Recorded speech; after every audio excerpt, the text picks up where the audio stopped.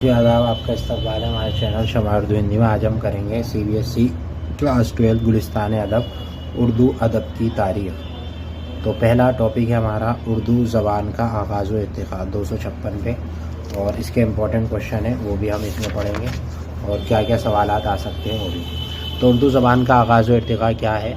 دیکھیے، دنیا کے ہر سماج کے لوگ ایک دوسرے تک اپنی بات زبان کے ذریعے پہنچاتے ہیں، ہے نا۔ اردو جو زبان ہے اس کے بارے میں بھی آپ پڑھتے چلیں کہ اردو میں زبان کے لیے ایک لفظ ہے لسان، اسی سے ایک اور لفظ بنا ہے لسانیت، جس کے معنی ہے زبان کا ہے۔ یعنی جو لوگ زبان کے بارے میں معلومات حاصل کرتے ہیں کہ بھئی یہ زبان کیسے بنی اور جو ہے کتنی پرانی ہے، اور اس زبان میں کون کون سے الفاظ ہیں، اور یہ زبان کب پیدا ہوئی، کس سے نکلی، تو اسے لسانیت بولتے ہیں، ان سب چیزوں کو جاننے والوں کو۔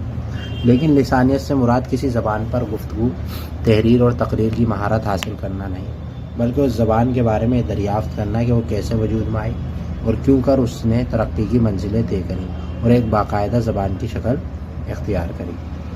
ٹھیک ہے۔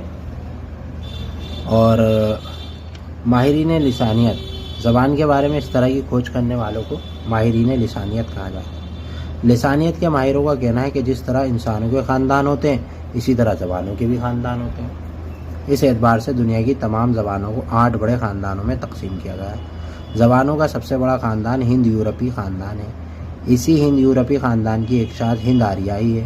ہند آریائی سے آگے چل کر جدید ہند آریائی زبان وجود میں آئی، جس میں سے ایک اردو بھی ہے۔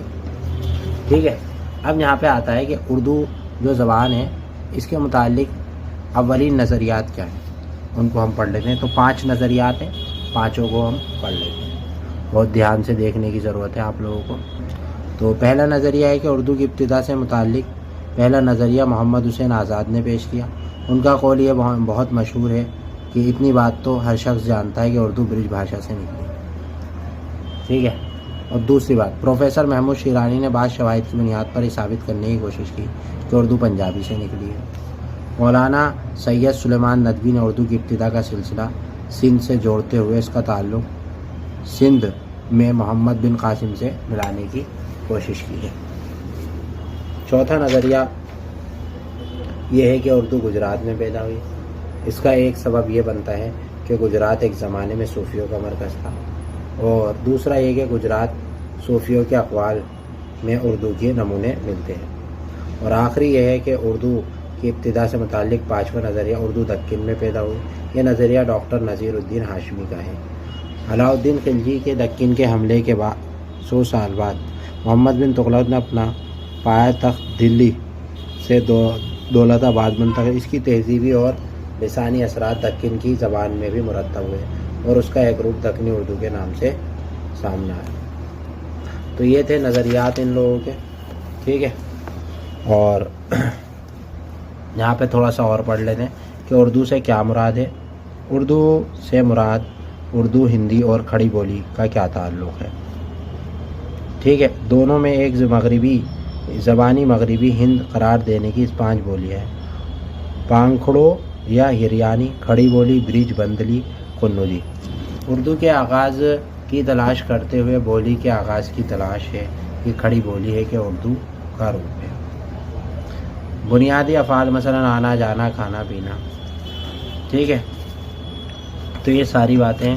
اور اب یہاں پہ ایک میپ بھی بتایا گیا ہے کہ بھئی کیسے کیسے یہ قدیم ہند آریائی کب سے کب تک تھی، وسط ہند آریائی کب سے کب تک تھی، اور جدید ہند آریائی کب سے کب تک تھی۔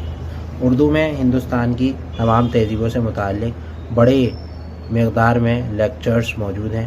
مختلف مذاہب کی مقدس کتابوں میں اردو کے ترجمے موجود ہیں۔ اس میں قرآن سے لے کر انجیل، رامائن، مہابھارت، گرو گرنتھ صاحب کے تراجم بھی ہیں، اور بدھ مت اور جین مت سے متعلق بھی بہت سے لیکچر ملتے ہیں۔ اردو ایک ہندوستانی زبان تو ہے ہی، ایک جدید رہنما آریائی زبان ہونے کے ناطے اس کا رشتہ سنسکرت کے ساتھ بھی اتنا ہی گہرا ہے جتنا کہ ہندی کا دوسری آریائی زبانوں۔ تو یہ تھا ساتھیوں آپ کو ایک چھوٹے سے اس میں سمجھانا کہ کون سی زبان کیا ہے۔ ویڈیو پسند آئی تو لائک، شیئر، سبسکرائب کریں اور اسٹوڈنٹ سے جڑ جائیں۔ شکریہ۔